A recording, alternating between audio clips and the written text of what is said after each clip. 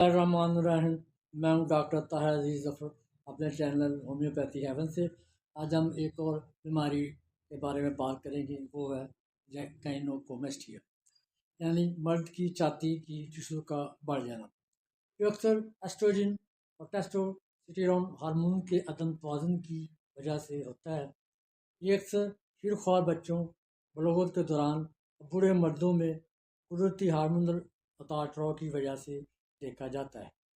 یہ بعض دواؤں کا ضمنی اثر یا موٹاپا جیسی بنیادی صحت کا مسئلہ بھی ہو سکتا ہے، اکثر اہم جذباتی تکالیف کا باعث بن سکتا ہے، بشمول ڈپریشن، اضطراب، کم خود اعتمادی اور جسم کی خراب تصویر۔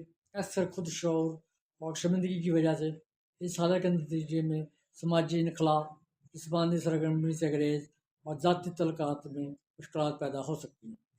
یہ احساسات خاص طور پر جوانی کے دوران ظاہر ہوتے ہیں، جب جسم کی تصویر اور شناخت ترقی کر رہی ہوتی ہے۔ گائنیکومسٹیا کے نفسیاتی اثرات کی اگر بات کریں، دماغی صحت متاثر ہوتی ہے۔ گائنیکومسٹیا کے شکار افراد کو ڈپریشن، اضطراب اور دماغی صحت کے دیگر چیلنج کا خطرہ ہو سکتا ہے۔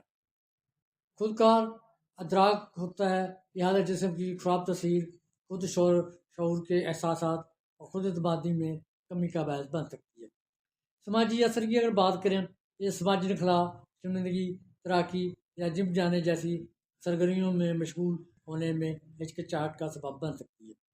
اگر سوشل تعلقات کی بات کریں، یہ ذاتی تعلقات اور قربت کو متاثر کر سکتی ہے۔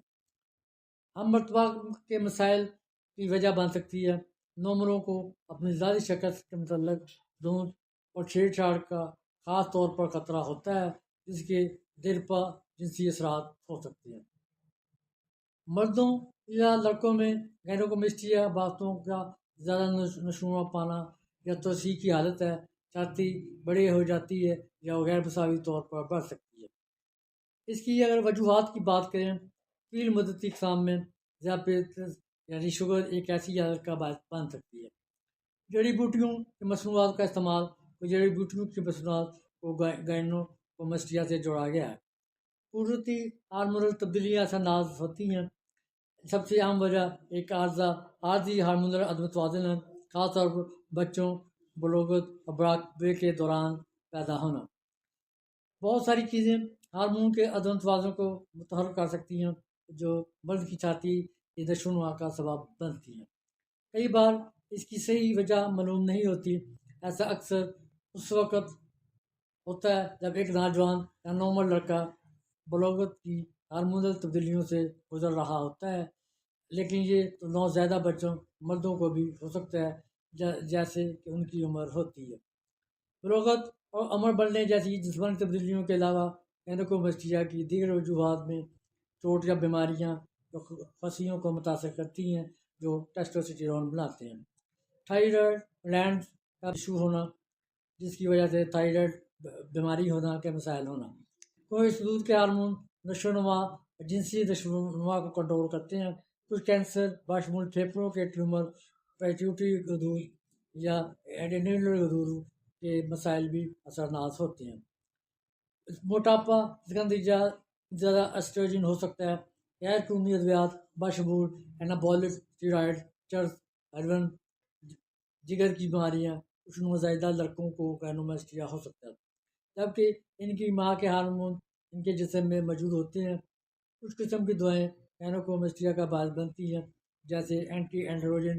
یہ وہ دوائیں ہیں جو بڑے ہوئے پروسٹیٹ یا پروسٹیٹ کینسر کا علاج کرتی ہیں۔ اینابولک اسٹیرائڈ اینڈروجن ایتھلیٹ بعض اوقات اپنی ایتھلیٹک کارکردگی بہتر بنانے کی کوشش میں ان ادویات کو غیر قانونی طور پر استعمال کرتے ہیں۔ HIV کی کچھ دوائوں کا استعمال وجہ بن سکتا ہے۔ بعض اوقات HIV کے علاج کا ضمنی اثر ہو سکتا ہے، جسے انتہائی فعال اینٹو ریٹرووائرل تھراپی کہا جاتا ہے۔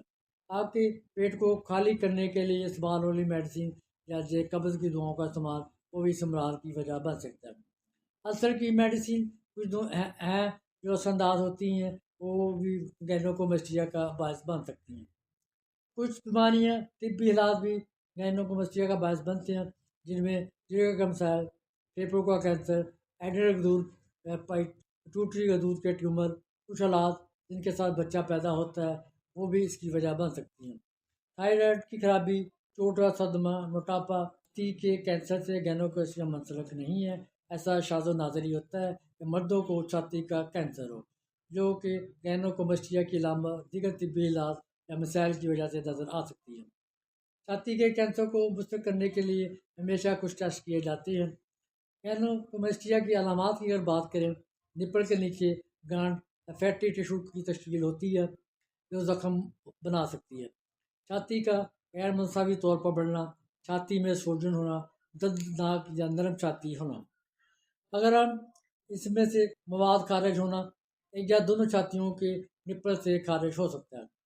गैनोकोमेस्टिया की तशखीस की बात करें, दीगर बीमारियों अल्लाह को मुस्तरद करने के लिए आपके टेस्ट भी हो सकते हैं, बशमूल खून के टेस्ट, बशमूल जिगर के फंक्शनल टेस्ट, हार्मोन स्टडीज, पेशाब के टेस्ट भी करवाए जाते हैं।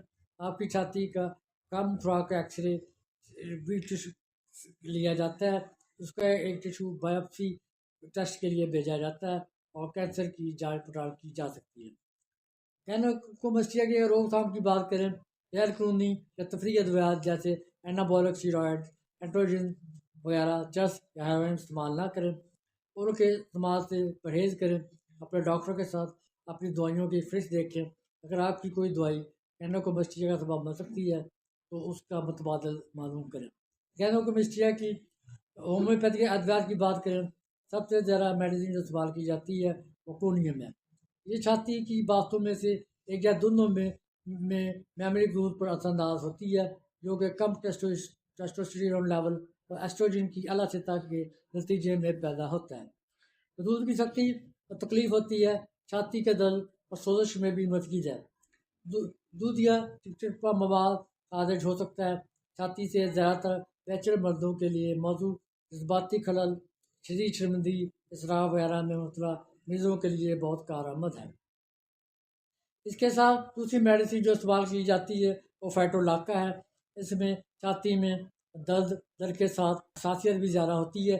इसके रेशेदार बातों पर ताकतवर ये रेशेदार बातों पर असरअंदाज होती है। उस वक्त भी मफीद है कि अगर मोटापा गैनोकोमेस्टिया की वजह से हो। चूजा इस्तेमाल की जाती है जब आपके वैक्सीनेशन के असरात हों। प्रोस्टेट बढ़ने के साथ साथ गैनोकोमेस्टिया के लिए मफीद है। छाती के बढ़ने के बाई जानब के लिए ज़्यादा मफीद है। इसको भी मफीद है जब छाती में दर्द हो, छाती की टिश्यू की सूजन पाई जाए। इन मरीजों के लिए मफीद है जिनके दूध में इजाफा हो रहा, जो खून की कमी का शिकार हो, रीढ़ की हड्डी में दर्द हो, उसमें ये बहुत ज़्यादा कारआमद है। थायरॉयडिनम इस्तेमाल की जाती है, इन लोगों के लिए मफीद है जो कोई थायराइड का मसला हो, एड्रिनल या टेस्ट के पतीले सख्त गलूद हों, या मरीज के जिस्म में एस्ट्रोजन की सतह को कम करने में मदद करती है। इस तरह दर्द भी कम करती है। बुढ़ापे में लोगों में अगर गैनोकोमेस्टिया हो, उसमें हम बेटा का आप इस्तेमाल करते हैं। इन मरीजों के लिए है जो डरपोक, बुज़दिल, अजनबियों से शर्माते हैं और बहुत ज़्यादा पुरअतमाद ना हो। कैरिया आयोड इस्तेमाल की जाती है। फिर भी मोटे शख्स में गैनोकोमेस्टिया मरीजों के मफीद है। बलोच के दौरान हार्मोनल तब्दीलियों और थायराइड की बीमारी की वजह से गैनोकोमेस्टिया बलोच के वक्त लड़कों में थायराइड बढ़ने के लिए मफीद है। कैरिया का अब इस्तेमाल की जाती है उन मरीजों के लिए जो फैटी टिश्यू जमा हो, सुस्त मेटाबॉलिज्म में का शिकार हो और उनका वजन भी ज़्यादा हो।